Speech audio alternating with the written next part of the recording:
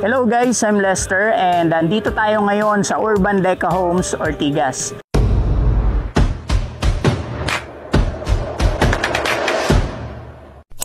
So for today's video, i-explain ko sa inyo paano ba kumuha ng unit dito sa Urban Deca Homes, Ortigas through Pag-ibig Financing.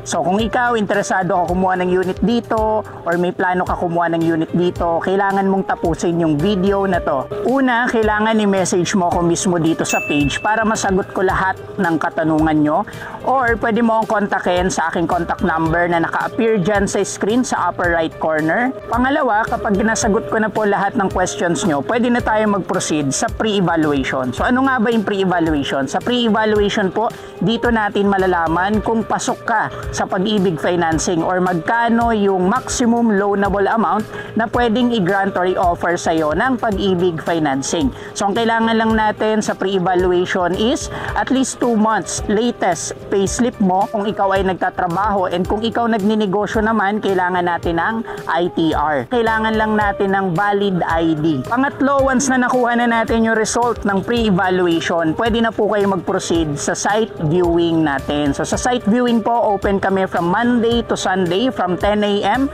to 4 p.m. Kailangan lang natin i-schedule yan para ma-accommodate namin kayo ng maayos. So after ng site viewing, kapag ka nag-decide na kayo na gusto mo na i-reserve yung unit, pwede na po tayo mag-proceed sa step number 4, ang reservation. So upon reservation, kailangan nyo lang po i-provide yung mga requirements na to.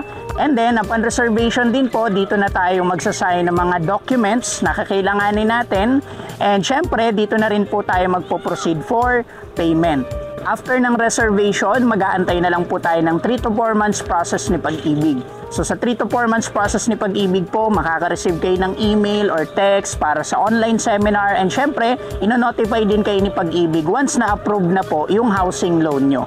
And once na na-receive na natin or na-receive nyo na po yung email or text ni Pag-ibig na approved na or ready for takeout na yung inyong loan, pwede na po tayong mag-move in doon sa inyong unit. And take note po, upon move-in, meron tayong babayaran dito sa Urban Deca Homes, Ortigas na reconnection fee or move-in fee na tinatawag natin. And then after paying the move-in fee, pwede nyo na pong makuha yung SUSE, yung RFID, and then pwede na po kayong mag-transfer or mag-move-in sa inyong unit.